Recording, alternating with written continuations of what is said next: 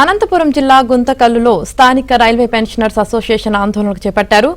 ఏఐఆర్ఆర్ఎఫ్ division president Jayant Kumar ఆధ్వర్యంలో DRM కార్యాలయం వద్ద రైల్వే ఉద్యోగుల నిరసన ప్రదర్శన నిర్వహించారు. ప్లకార్డులు పట్టుకుని రిటైర్డ్ ఉద్యోగులు తమకు న్యాయం చేయాలంటూ నినాదాలు చేశారు.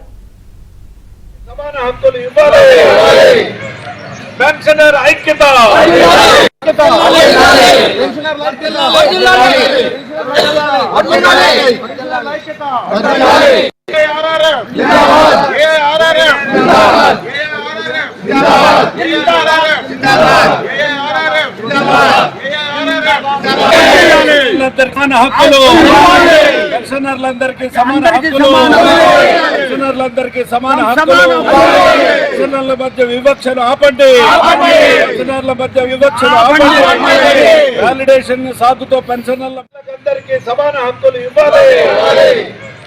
పెన్షనర్ ఐక్యత.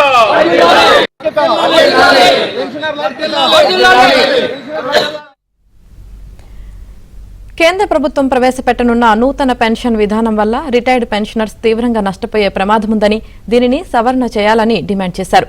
8వ కేంద్ర వేతన సంఘం కింద లభించే పెన్షనర్స్ హక్కులను భంగం కలిగేలా ఉందని ఆవేదన వ్యక్తం చేశారు. తమ డిమాండ్లను పరిష్కారం చేసుకునేందుకు ఢిల్లీలో కూడా జంతర్ మంతర్ వద్ద ధర్నాలు, నిరసనలు ఉధృతం చేస్తామన్నారు.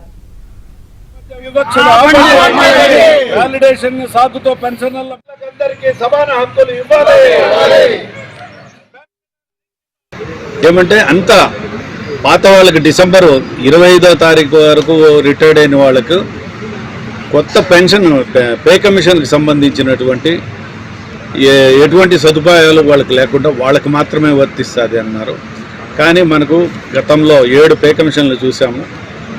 ఉద్యోగులకి ఏమి ఇచ్చారో మనకు కూడా అదే ఇస్తూ వచ్చారు.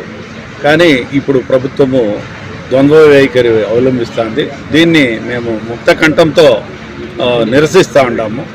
దానికోసమే ఈరోజు డిఆర్ఎం ఆఫీస్ ముందు ధర్నా చేస్తున్నాం.